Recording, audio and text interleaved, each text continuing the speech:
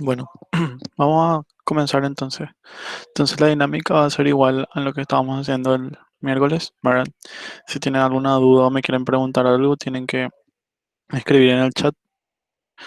Entonces voy a compartir pantalla y vamos a empezar.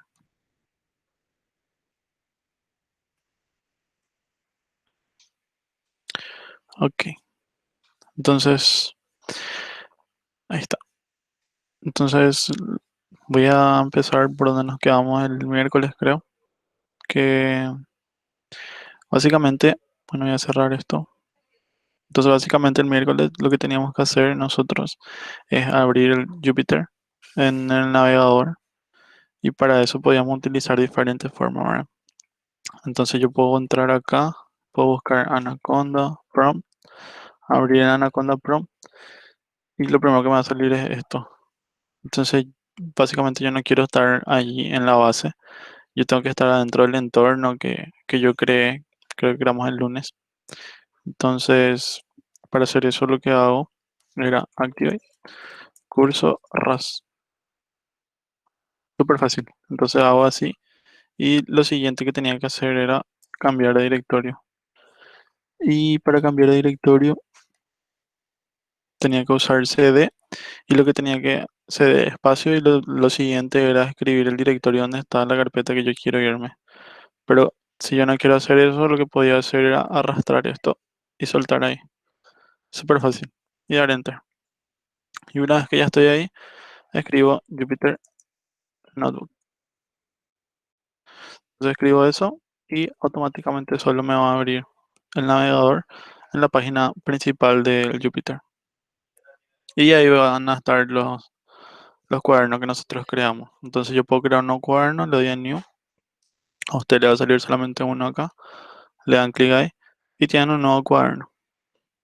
Y le dan el nombre que quieran. Por ejemplo, este es prueba, ¿verdad? Estoy probando, entonces si ya no puedo editar, puedo cerrar nomás. Entonces, como ven, ahí se creó un archivo llamado prueba.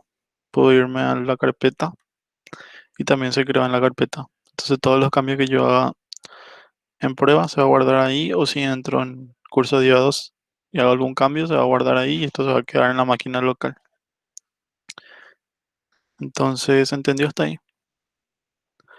¿Pudieron abrir hasta ahí?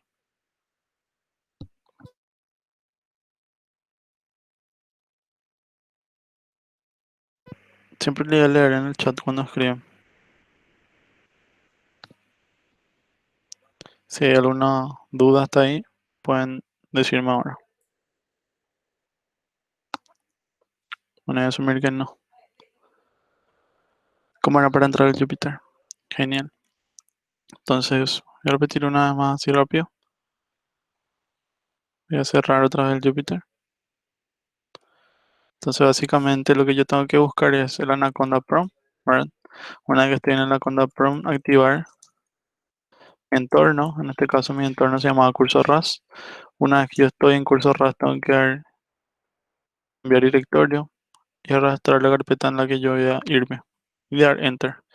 Una vez que yo estoy dentro de la carpeta que yo quiero abrir el Jupyter y estoy en el entorno curso RAS, ahí es donde yo tengo que llamar el comando Jupyter Notebook. Así de sencillo. Pongo Jupyter Notebook y doy enter. Y solito me va a abrir el navegador. Siempre lo va a abrir en un navegador predeterminado, así que si usan Chrome, lo va a abrir en Chrome. Si usan Internet Explorer, lo va a abrir en ese, el que ustedes utilicen como predeterminado. Entonces una vez que estamos ahí adentro, ya vamos a poder crear estos cuadernos. Entonces yo ya había creado el miércoles el cuaderno del día 2 y empecé un poco y después el internet jodió, entonces no pudimos continuar con esa clase. Entonces voy a explicar sobre lo que yo escribí y voy a continuar escribiendo lo que falta. Genial. Entonces hasta ahí.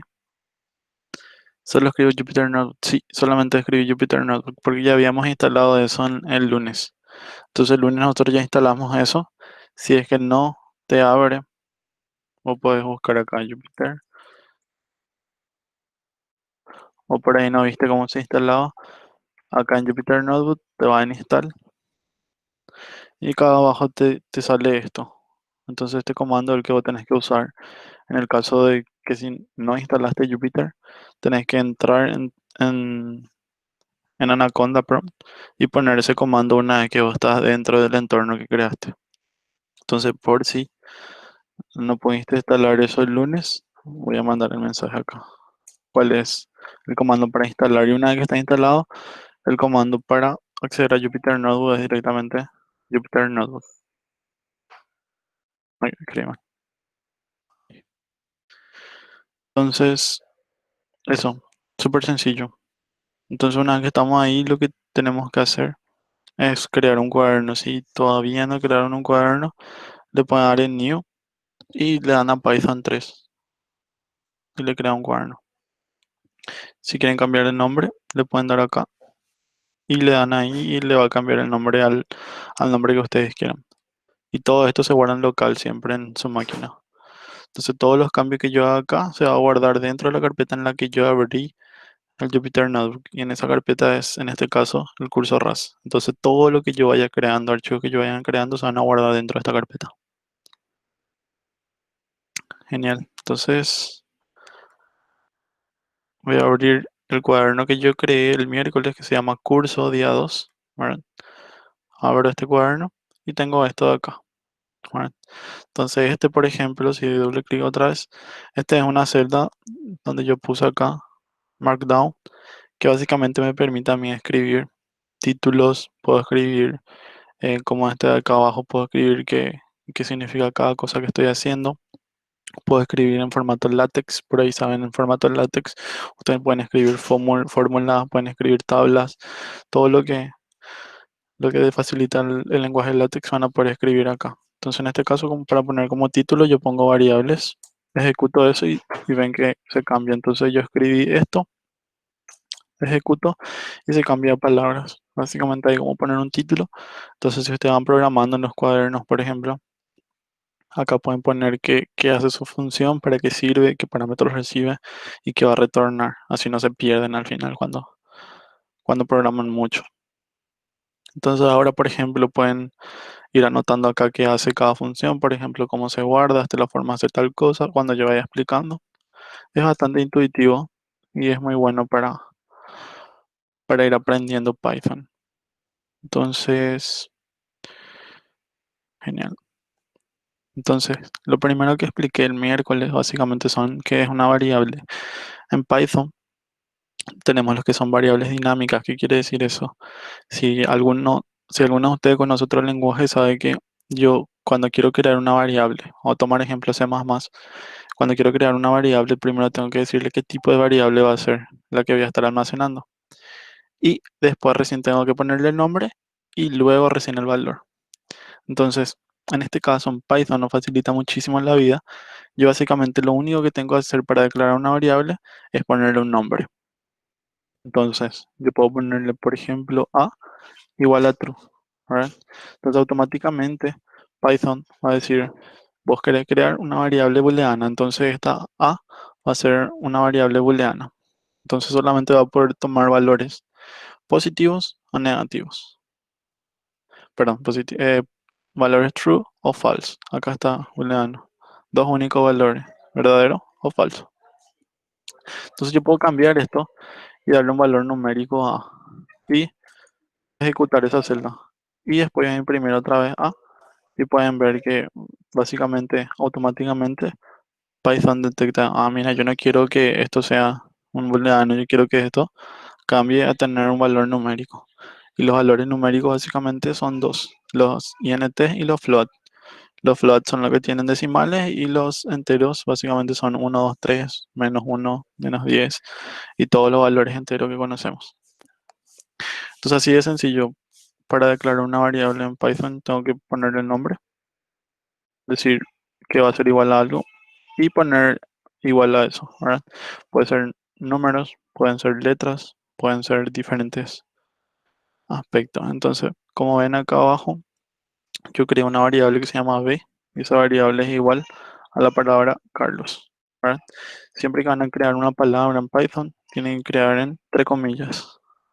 Estamos hablando de string, entonces las doble comillas o comillas simple, ¿verdad? Voy a poner en inglés, o comilla simple.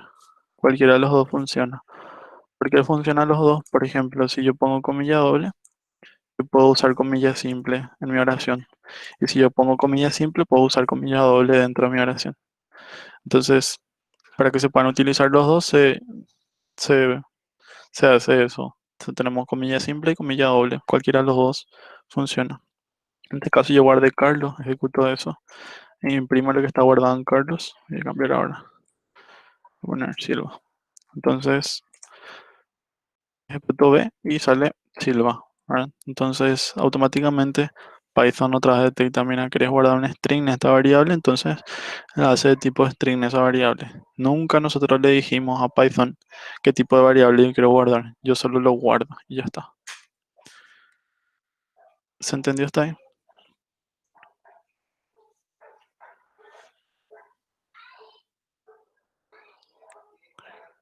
Genial. Bueno, entonces lo siguiente, una vez que yo tengo variables, yo puedo empezar a operar con esas variables, ¿verdad? Pero antes de operar con las variables, lo que yo quiero hacer es tener una función que me permita mostrar un mensaje en pantalla y otra función que me permita ingresar por teclado valores. Entonces, la primera función que encontramos nosotros, ¿verdad? Es el print. Y básicamente el print nos facilita muchísimo la vida porque yo pongo print y entre paréntesis pongo lo que se quiera imprimir en pantalla. Así de sencillo.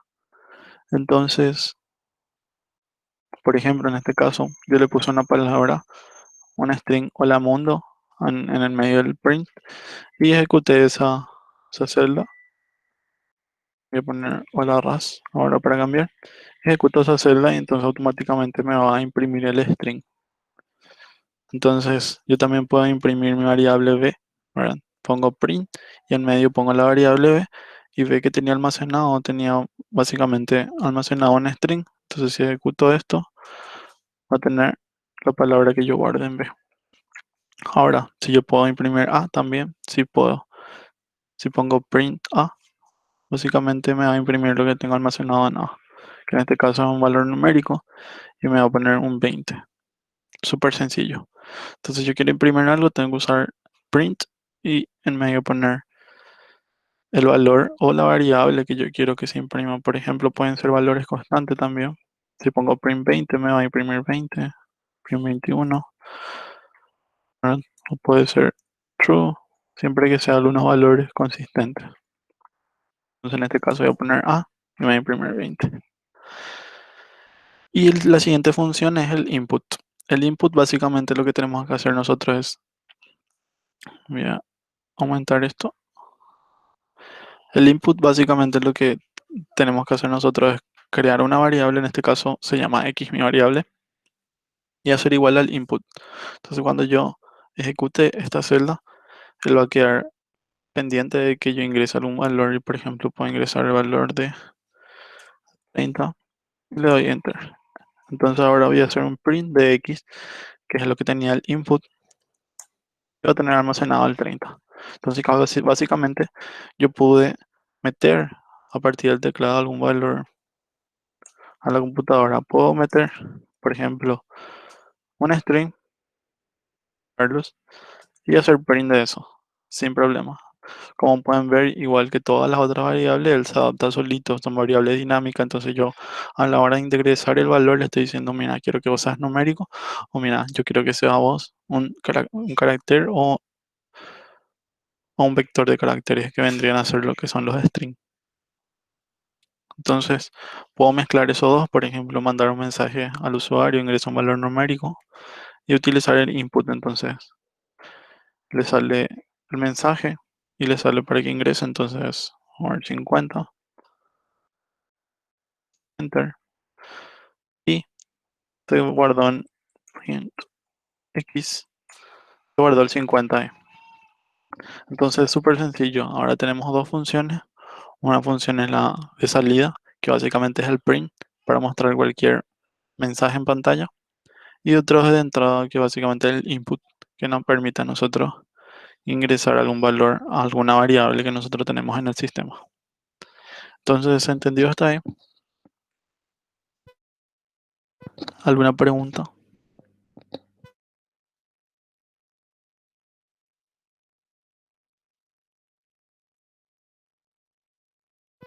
Asumir que no hay ninguna pregunta. Voy a continuar. Entonces, ¿qué es lo siguiente que vamos a hacer? Mira, lo siguiente van a ser operaciones. ¿Qué son las operaciones? Básicamente, cuando yo tengo dos variables en el sistema, yo voy a tener que tratar de operar con esas variables y yo voy a querer sumar, restar, multiplicar, elevar la potencia o hacer alguna operación matemática. Entonces, ¿cuáles son las operaciones más conocidas? Para operar, vamos a operar con números en este caso. Hay operaciones con string y eso vamos a ver al final. Entonces voy a poner un 20 en el A. Voy a decir que B va a ser igual a 30 y C va a ser igual a 5. Tres variables sencillas. Voy a ejecutar esta celda. Entonces yo almacené tres números dentro de las variables y ahora puedo agarrar, por ejemplo, Jupyter. Si vos pones la variable así solita, lo que va a hacer es que te va a sacar el valor que tiene adentro. Entonces sabemos que A tiene 20, B tiene 30, C tiene 5. Entonces está todo ok. Entonces, para agregar comentarios fuera, o sea, en una celda yo puedo utilizar el numeral. Entonces, la operación suma, poner la operación suma, en este caso voy a querer sumar, entonces voy a llamarle suma a mi variable. Y esto va a ser igual a que, por ejemplo, puedo sumar A más B. Ejecutar eso. Y en la siguiente, o voy a hacer acá abajo. ¿Eh? Voy a hacer suma igual a más B y después quiero que print, quiero que me imprima la suma. Entonces vemos que suma se queda con el valor de 50, que es lo correcto, ¿verdad? A más B sería en este caso 50. Entonces el siguiente es operación resta, ¿verdad? Hacer resta igual a A menos B. Y después voy a hacer un print. Entonces ejecuto esta línea y me sale menos 10, que es lo que esperábamos que salga. La siguiente operación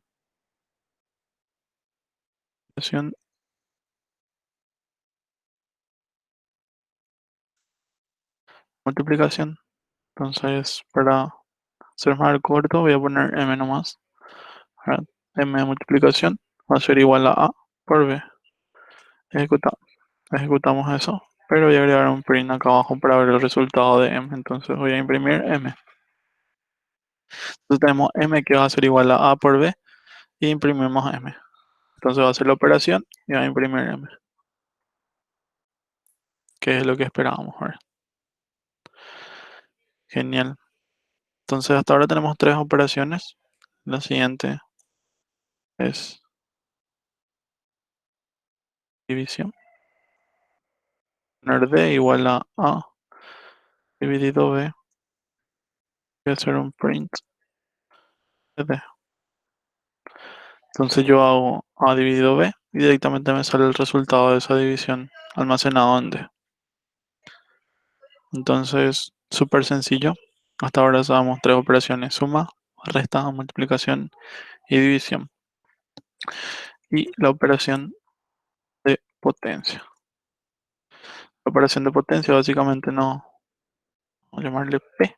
Va a ser igual a, en este caso voy a hacer A elevado a C, que es 5. Entonces, para hacer potencia es dos veces la multiplicación por C.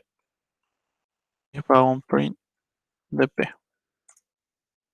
Ahí tenemos el resultado. Súper sencillo. Sin complicaciones, en una línea podemos hacer la potencia. Cosa que, por ejemplo, en C++ necesitamos otras librerías o necesitamos hacer nosotros nuestro propio algoritmo de potencia. Aquí es directo. Y por último, voy a dejar operación módulo. En esta operación, por ejemplo, vamos a usar módulo, se llamará así. Operación módulo, puedo hacer, por ejemplo, módulo de de B, esta es la operación módulo con C, y después print, y básicamente me sale cero. Entonces, ¿qué hace la operación módulo? Esto me da el resto de la división. En algunas operaciones, por ejemplo, si tenemos que hacer algún programa que me encuentre cuáles son múltiplos de ciertos números, esto me puede ayudar mucho. Entonces yo puedo hacer la operación módulo y lo que voy a almacenar en mi variable sería el resto de esa división. Como en este es b dividido c, en este caso b es 30, c es 5, son múltiplos, entonces el resto va a salir cero. En este caso salió cero, efectivamente. Entonces, alguna vez nos puede ser útil saber y conocer el resto de alguna división. Entonces, ¿alguna pregunta? Si el usuario ingresa un dato no válido, ¿cómo se corrobora? Y eso ya depende de tu programa. Vos podés tener métodos de validación, ¿verdad? Vamos a ver ahora, por ejemplo, si yo quiero validar con algún bucle para dejarle al usuario en algún bucle para que se valide hasta que él ingrese lo que yo le pido realmente. No sé si eso era tu pregunta, pero por ejemplo, si querés que ingrese numérico nomás, hay métodos para hacer eso.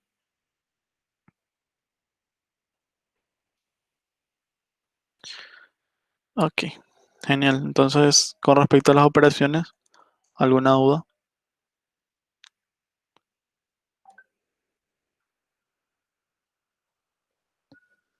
¿Hay más operaciones? Sí, hay más operaciones, ¿verdad? Solo es cuestión de buscar, pero esto me parece lo básico que se usa siempre y en cualquier programa vamos a necesitar usar esto. Entonces, me parecía que esto era lo ideal para comenzar.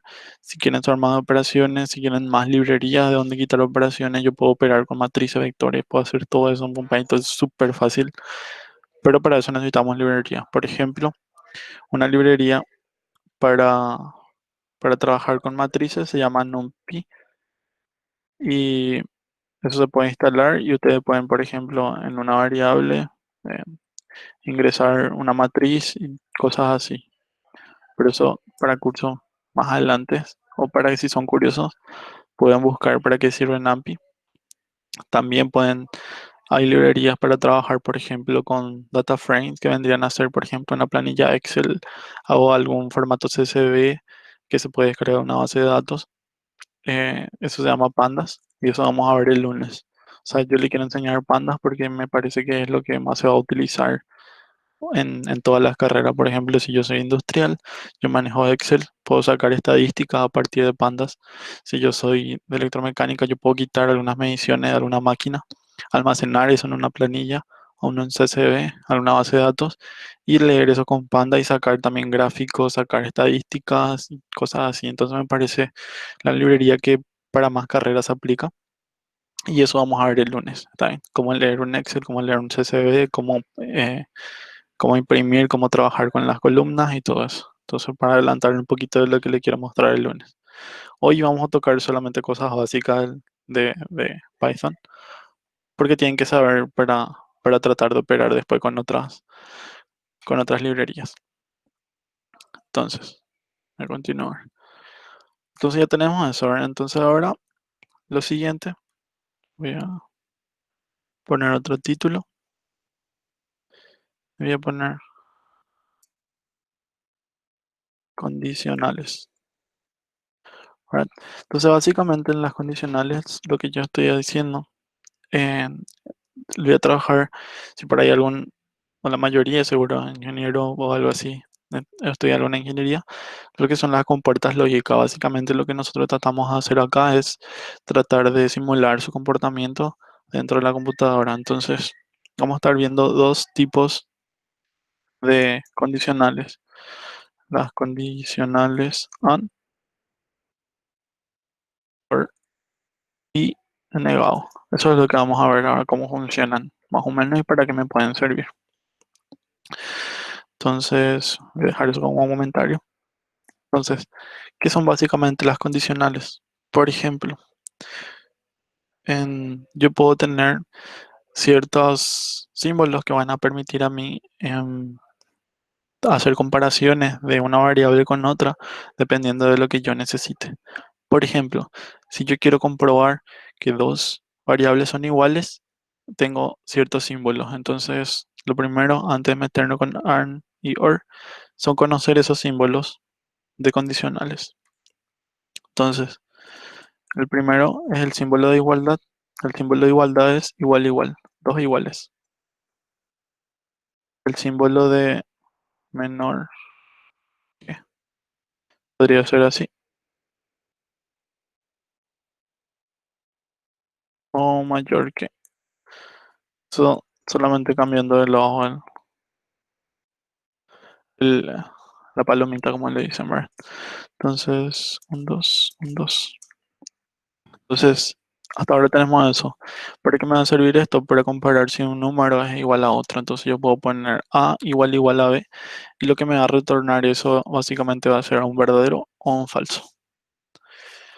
Entonces, el último es distinto,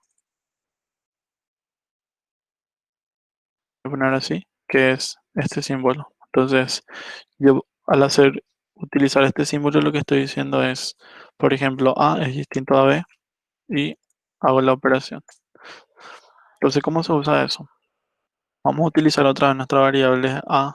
Voy a poner acá print A, print B y print C. Esas son nuestras variables de prueba. Entonces vamos a utilizar nuestra variable de prueba. ¿Qué pasa si yo pongo A igual a B? ¿Qué estoy diciendo en esa línea? Yo estoy diciendo, estoy preguntando A es igual a B. Entonces, en este caso, sabemos que A es distinto a B. Entonces esto debería ser falso. Si yo ejecuto esto, no va a salir un falso, efectivamente. Entonces, si yo pongo A es igual a 20, ¿verdad? Estoy preguntando A igual a 20. En este caso es correcto eso, entonces nos va a salir verdadero. Entonces, en todas estas condicionales o estos símbolos nos permiten a nosotros manipular las variables que tenemos y trabajar con toma de decisiones ya. Por ejemplo, si yo quiero que haga tal cosa, si esto es igual a esto o si esta variable es igual a cierto valor, yo quiero que haga otra cosa. Entonces, el siguiente es A es menor o igual a 20, ¿verdad? Ejecuto esto, me sale verdadero ahora porque es igual. Yo puedo quitarle el igual, ¿verdad? Entonces esto me está diciendo A es menor a 20 nomás y eso va a ser falso, ¿verdad? Porque A es igual a 20. Entonces puedo poner A es mayor a 20, ¿verdad? Me va a salir falso, ¿verdad? ¿Por qué? Porque A es 20. Pero por ejemplo, si pongo acá B,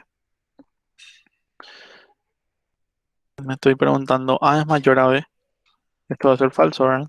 Pero si cambio de lado a la palomita, estoy diciendo A es menor que B. Y eso es verdadero, ¿no? Porque A vale 20 y B vale 30. Entonces, el otro que puedo usar es el distinto, ¿verdad? Donde estoy diciendo A es distinto a B. Si ejecuto esto, eso tiene que salir verdadero. O puedo decir A es distinto a 20. Eso es falso, ¿verdad? Porque son iguales. Entonces, me va a salir falso. ¿Entendió eso?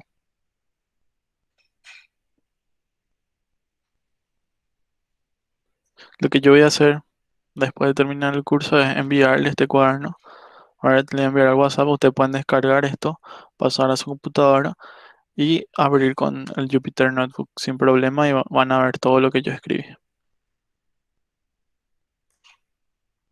Genial, voy a continuar entonces si no hay preguntas sobre las condicionales.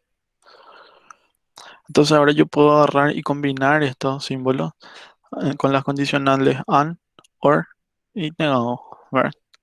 Entonces, por ejemplo, vamos a ver si yo pongo A es igual a 20 y B es igual a 30. ¿Verdad? ¿Qué yo estoy diciendo ahí? Yo estoy diciendo si A es igual a 20 y B es igual a 30, ¿verdad? Esto se cumple. Esto de acá si se cumple. Y esto de acá también se cumple. Entonces, si yo ejecuto, me va a salir un verdadero. Ahora, si esto no se cumple, por ejemplo, esto de acá voy a cambiar a 19, esto es falso y esto es verdadero, ¿verdad? Como yo estoy trabajando con un AND, sí o sí necesito que las dos sentencias sean verdaderas para que la sentencia completa sea verdadera. Si una de las sentencias es falsa, toda la sentencia es falsa. Entonces esto va a ser falso, ¿verdad? Porque este no es verdadero. Ahora, en cambio, si yo cambio en OR, solamente necesito que una de las sentencias sea verdadera para que toda la sentencia sea verdadera. Entonces acá, esto es verdadero. Como eso es verdadero, entonces ya toda la sentencia va a ser verdadera. Y si ejecuto esto, me va a salir verdadero. Entonces, esa es la forma de trabajar. Entonces, si quieren ver más cómo funciona esto, pueden, por ejemplo, en, pueden buscar las tablas del AND y OR y pueden ver, se ve ahí gráficamente cómo funciona. Muy bien. ¿Alguna pregunta con eso?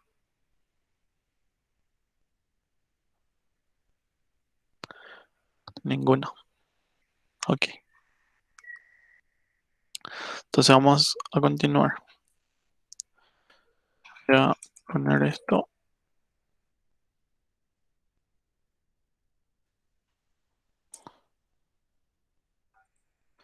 y vamos a ver la sentencia if, else y el if. Ok. Entonces, ¿para qué funciona eso? Entonces, lo de arriba básicamente funciona para imprimir algún valor. Entonces, vamos a ver. Esto es if, ¿verdad? Yo puedo utilizar así. En este caso va a ser si, por ejemplo, a es igual a 20, dos puntos, enter. Entonces, cuando yo doy dos puntos, enter, pueden ver que Python automáticamente me está creando una tabulación acá. Si alguien conoce algún otro lenguaje, sabe que cuando yo quiero meter algo adentro de una función, yo necesito especificar eso en corchetes. Por ejemplo, aquí se abre el corchete, acá termina el corchete. Todo lo que está dentro del corchete va a estar dentro de esa función. En Python no funciona así. En Python lo que me dice que está dentro de esta función if es solamente la tabulación. Entonces todo lo que esté en esta tabulación va a estar dentro de este if. Todo lo que esté fuera no pertenece al if. Entonces voy a poner así, si a igual a 20, yo por ejemplo puedo imprimir a, ¿verdad? Entonces voy a ejecutar esto y básicamente me tiene que imprimir a. Pero ¿qué pasa si yo pongo así? A igual a 19, imprimir a. Esto que está acá adentro va a ser falso. Entonces, ¿qué va a pasar? No va a pasar nada, ¿verdad? Porque básicamente yo le digo, si esto es igual a 19, quiero que pase lo que esté dentro del if. Entonces, si no se cumple la condición que yo le puse en el if, no va a ejecutar el código que yo le puse dentro del if.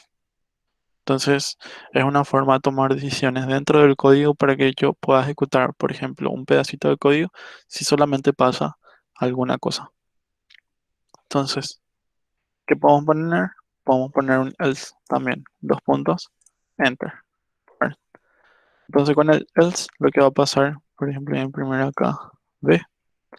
Si no se cumple esta condición que yo le puse al if, no va a ejecutar lo que está dentro del if, pero va a ir directo a ejecutar lo que está dentro del else. Entonces, o pasa esto, si esto es falso, va a pasar esto de acá. Entonces, si yo ejecuto esto, voy a imprimir lo que sería B, que en este caso es 30. Para hacerlo más dinámico, que voy a poner esto, es el else,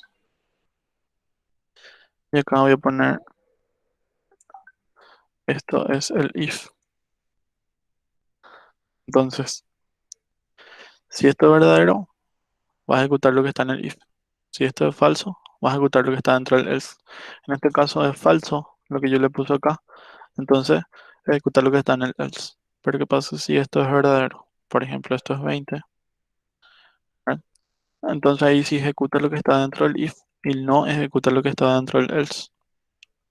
Súper sencillo, ¿verdad? Entonces, ¿alguna pregunta hasta ahí?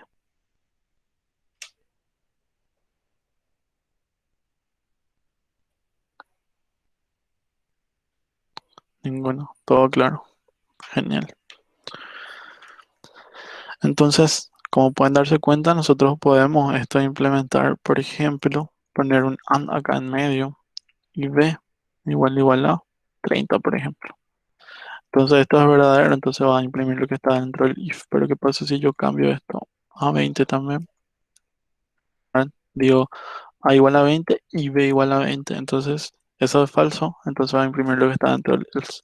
Entonces todas las condicionales que nosotros vimos acá arriba, yo puedo poner acá como condiciones, ¿verdad? Y no solo dos, por ejemplo, puedo poner tres, ¿verdad? Todas las condiciones que yo quiero. Eso ya depende del problema que estoy resolviendo. Ahora, ¿qué pasa si yo tengo más de dos condiciones? ¿Puedo poner en if diferente? Sí se puede. Yo puedo hacer esto. El if, otra condición, ¿verdad? Por ejemplo, c igual 5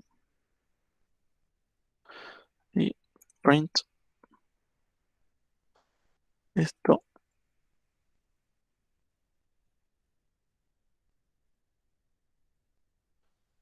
Entonces, sigue la misma forma. Entonces, el programa que va a hacer, tiene que recordar que todo programa del lenguaje, o sea, todo lenguaje de programación es lineal. ¿Qué quiere decir eso? Que el compilador va a ir línea por línea, leyendo el programa e interpretando lo que ustedes quieren hacer. Entonces, va a leer la primera línea, tenemos la primera condición. Esta condición que es falsa, entonces no va a ejecutar lo que está adentro del if. Va a pasar a la siguiente. ¿Cuál es el siguiente? Es un elif. Y en el elif va a preguntar lo que está acá adentro. Si esto es verdadero, va a ejecutar esto que está acá. En este caso es verdadero, ¿verdad? Porque c igual a 5. Entonces va a ejecutar lo que está dentro del elif y luego ya sale de la sentencia. Entonces ejecutamos esto y sale esto es el elif. Entonces, ¿qué pasa si nosotros cambiamos esto a c distinto de 5? Esto es falso y esto también es falso. Entonces, ¿qué va a imprimir? Va a imprimir lo que está en el else. ¿Verdad?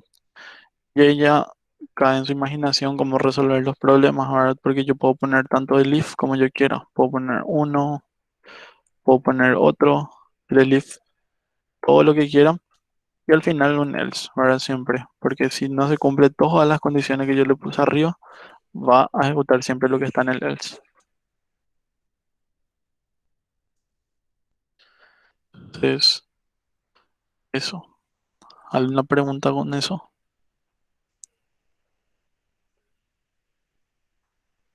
Genial. Entonces, básicamente es la sentencia eh, if, ¿verdad? Else y el if. Nos permite a nosotros tomar decisiones de, dentro del código. Entonces, si pasa algo, yo voy a ejecutar esto. Si pasa otra cosa, yo puedo ejecutar otra cosa y así sucesivamente. Entonces, eso puede funcionar, por ejemplo, si ustedes están trabajando con microcontroladores. Si yo recibo este tipo de señal, voy a ejecutar esto. Si recibo este otro tipo de señal, voy a ejecutar esta otra cosa. O cosas así. ¿Verdad? Entonces, lo siguiente que le quería mostrar es cambiar el título otra vez. Esto son en los bucles. Entonces, yo también puedo, por ejemplo, si yo tengo algún pedacito de código que, por ejemplo, quiero que se repita y se ejecuta un número determinado de veces dentro del programa, yo puedo controlar eso, ¿verdad? La mejor forma de controlar eso es con un bucle for, ¿verdad? Entonces yo quiero que sea for y, ¿verdad? Se les va a llamar y esta variable puede tener el nombre que quieran, ¿verdad? Vamos a ver cómo se utiliza. In range, yo por ejemplo digo quiero en el rango de 0 a 10, dos puntos, enter. ¿Qué quiero? Quiero que me imprimas print y ejecuto esto. Entonces, ¿qué pasa? Siempre pueden ver que la i va variando su valor. Entonces, ¿qué pasó en esta línea? Yo le digo que quiero recorrer con una variable i en este rango. Entonces, el rango va a ser de 0 a n-1. Siempre va a ser n-1 donde n es este parámetro que yo pongo acá. En este caso yo puse 10, entonces por eso va a ir del 0 al 9. ¿Y qué hago dentro de la función? Imprimo el valor de i. Entonces pueden ver que en cada vuelta que realiza el programa, porque el programa agarra acá, entra acá y va a ejecutar esto en este rango. ¿Qué quiere decir en este rango? Va a ejecutar 10 veces. Entonces 10 veces ejecuta este print, pero yo le puse que imprima la i. Y la i va cambiando de valor en cada vuelta. Entonces voy a copiar esto, voy a pegar acá. Yo puedo darle in range y darle un tercer parámetro que sería 2. Voy a imprimir esto. Y ahora ya cambió ya los valores. Ahora y no entró 10 veces. ¿Qué pasó? El tercer parámetro que yo le paso es en cuánto quiere que sea el avance de ese rango, ¿verdad? Si yo no le pongo nada, él va a ir avanzando de a uno. Va a ir sumando uno a esa variable y va a avanzar así. Como un contador, ¿verdad? Te va a contar cuántos bucles está haciendo. Pero si vos le pones el tercer parámetro, le está diciendo en cuánto querés que incremente este valor. Entonces empieza en 0, va a terminar en 9, ¿verdad? Y va a ir aumentando de a 2. Entonces podemos ver que el primer valor es 0, el siguiente es 2, 4, 6, 8, ¿verdad? Efectivamente se va a ir aumentando de a 2. Entonces, si quieren ver de otra forma, voy a poner acá, esto podría ser, a ver, podría ser inicio, en fin y aumento.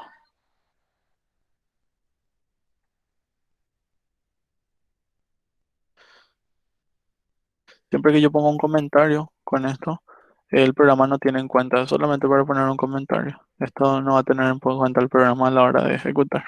Entonces, si quieren ver de una forma el range, sería de 0 a 10, a donde se va a ir su fin.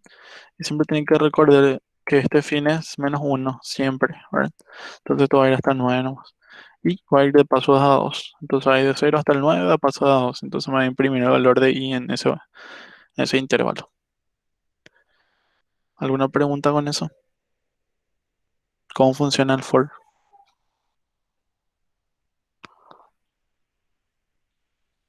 Ok, ok, entonces tenemos ya los bucles.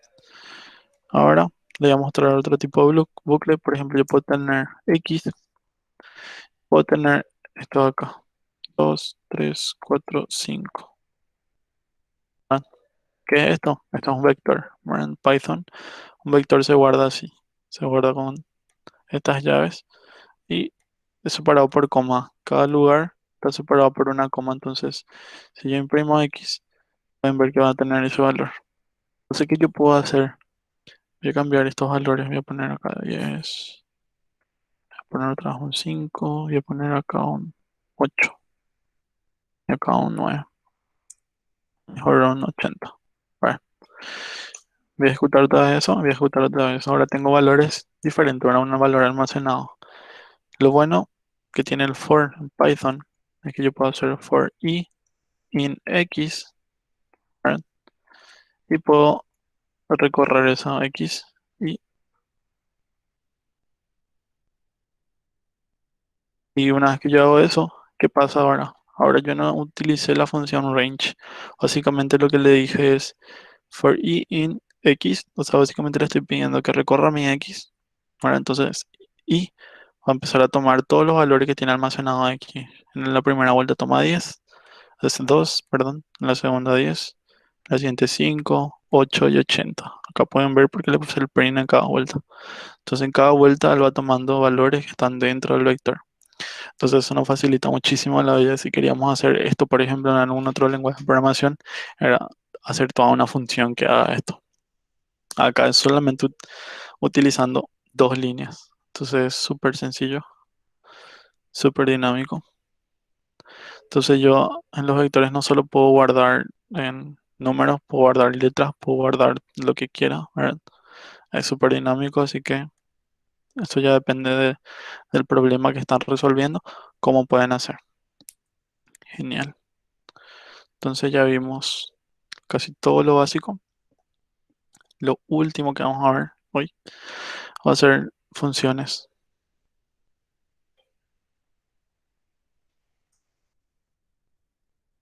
Las funciones en Python. Ok, entonces básicamente una función es un pedazo de código que yo quiero reutilizar y puedo identificar cuáles son las variables de entrada y cuál va a ser la salida. Puede haber funciones que no tengan salida, pueden haber funciones que sí tengan salida y vamos a ver cómo funciona. Por ejemplo, yo ahora voy a hacer una función que lo que haga es agarrar, sumar dos números y ya, y me retorne la suma de los números, ¿verdad? Las funciones pueden ser muy complicadas, muy sencillas, dependiendo de su gusto ya, ¿verdad? Entonces, por ejemplo, para definir una función, uso la palabra def y luego le pongo el nombre de la función. Voy a llamarle sumar 2. Sumar no le llamo. ¿Verdad? Mi función se va a llamar sumar, abro los paréntesis y pongo las entradas. En este caso va a ser A y B mis entradas. Dos puntos. Enter. Ya me creé la tabulación, entonces tengo que poner lo que va a ser mi función. Básicamente, mi función, llamarle S a la suma, va a guardar la suma de A más B y va a retornar eso. Return S. Me retorna la suma. Ejecuto esto, ¿verdad? Ahora, si quiero usar esa función, primero lo que necesito es dos variables. En este caso, yo tengo mi variable print A y print B. Yo tengo mis dos variables 20 y 30, ¿verdad? Que son mis variables de prueba de este cuaderno. Entonces, lo siguiente sería, si yo quiero utilizar esa función, le llamo a sumar, abro el paréntesis. Él recibe dos funciones, o sea, recibe dos parámetros. En este caso voy a recibir A y B. En este caso yo le llamé nomás A y B. Esto, por ejemplo, voy a cambiar para que no se confunda. Esto puede ser X y, puede ser X y. ¿Verdad? Ejecutar otra vez este. Voy a ejecutar este. Entonces esto puede ser X y le puedo dar el nombre que quiera a los parámetros que va a recibir. Esto solamente existe dentro de esta función. Fuera de esa función ya no va a existir. Entonces yo le llamo a la función sumar, pongo A, B y ejecuto eso. Y básicamente me va a retornar la suma. ¿Verdad? Obviamente esto es una función súper sencilla, solamente sirve para sumar, pero esto puede ser algo muy complicado, como por ejemplo encontrar algún valor dentro de una lista de números o un vector muy grande, o si por ejemplo leo un archivo TXT y yo quiero buscar ciertas palabras, yo puedo definir una función que lea el TXT y busque esa palabra y me retorne solamente las palabras de interés, por ejemplo. Eso ya depende de cada uno y depende de la complejidad que quieras hacer tu función.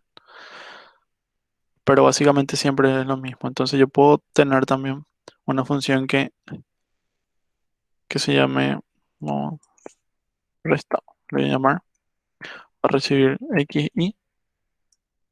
y lo que va a hacer es va a imprimir nomás la suma de x más y. Solamente va a imprimir, no va a retornar nada.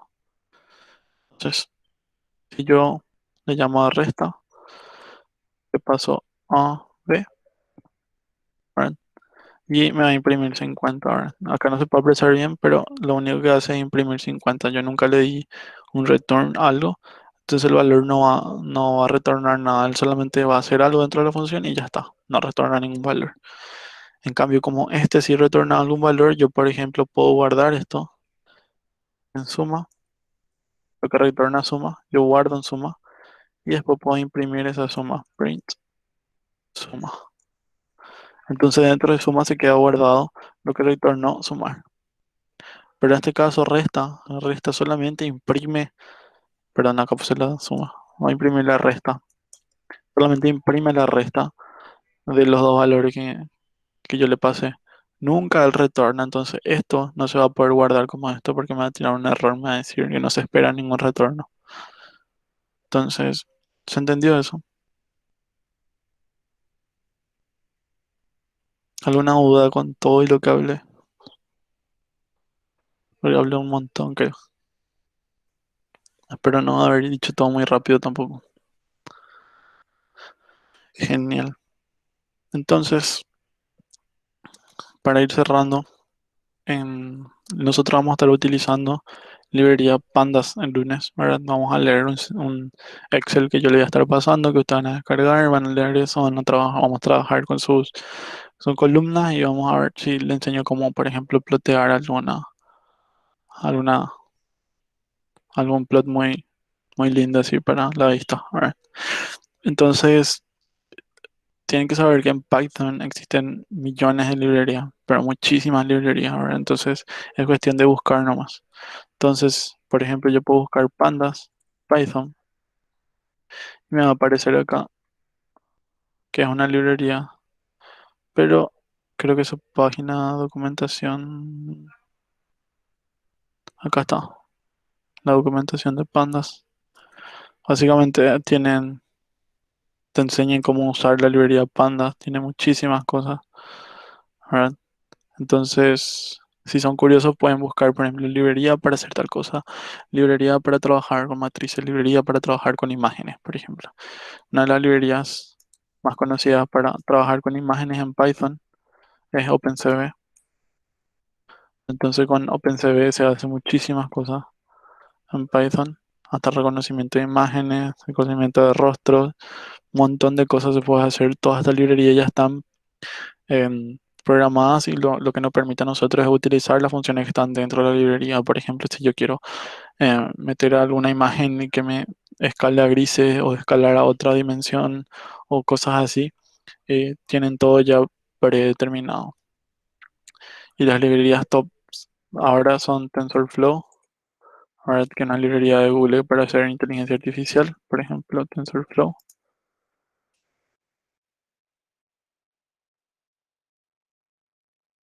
Es una librería, solamente para los que están bien curiosos y quieren adentrarse a esto, esta es una librería de inteligencia artificial que nos permite a nosotros poner a prueba o poder construir modelos de inteligencia artificial muy avanzados con sencillos pasos que son como construir una función tras otra nomás. Entonces, si son curiosos, pueden buscar cómo utilizar TensorFlow 2.0 y es súper genial, ¿verdad? Y nosotros vamos a estar utilizando lo que se llama pandas, ¿verdad? ¿Y cómo se importa una librería? Le doy import pandas, ¿verdad? Puedo darle así y ejecutar esto. Y esto probablemente a algunos le tire error, ¿verdad? Y si te tira error, ¿qué quiere decir? Que tengo que instalar esa librería. Entonces yo puedo irme a abrir mi Anaconda Prompt, entrar al curso RAS y darle pip install pandas. Y como a mí yo ya tengo, me va a salir que ya tengo, ¿verdad? Si esto no le funciona, quiere decir que tienen que poner conda pip install pandas. Y si quieren saber cómo es una librería, si encuentran una librería y no encuentran, ponen pip y el nombre de la librería nomás. Y le va a llevar a esta página, abren y por ahí le tienen que decir como, no creo que no era este, aquí está, cómo instalar. La mayoría de acá está. Esto de crear un environment, acá, conda install pandas, le dice. Pueden instalar con esto, por ejemplo, desde la terminal de conda. Era sin el pip. Entonces yo puedo poner pip. Oye, si ustedes al instalaron bien y agregaron a su pad, ustedes van a poder instalar solamente con pip directo. Si no, van a tener que entrar sí o sí a la terminal de conda e instalar con conda, ¿verdad? Pero le dejo eso ahí. El lunes vamos a ver eso. En- no estás muy segura de entenderlo de la librería. Ok, te voy a poner así. Ahora sí, dice, perdón. Pero básicamente hay muchas personas que ya programaron estas funciones para nosotros, entonces no hace falta que nosotros volvamos a programar, siendo que ya hay. Por ejemplo, si yo quiero sumar dos matrices, esa operación es un poquito complicada, ahora tengo que hacer un for, tengo que sumar, entonces a veces nos complica mucho y nos gasta tiempo a nosotros hacer una función que tenga que sumar dos matrices y al final no hacemos otra vez esa función eficiente.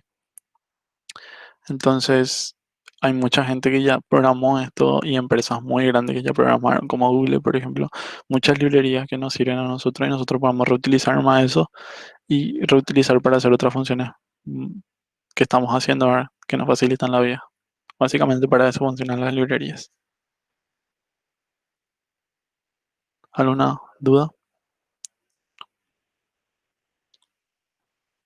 Eso era todo lo que quería mostrar el miércoles, ¿verdad?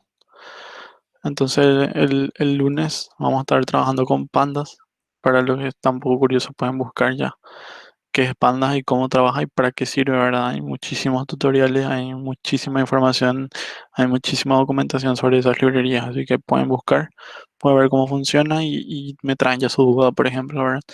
Yo voy a estar mostrando algunas cosas, pero también me pueden preguntar otras que yo no voy a tocar y yo voy a responder sin problema. Entonces, eso es todo por hoy, ¿verdad? Entonces ya son libres para disfrutar su sábado. Entonces, nos vemos el lunes.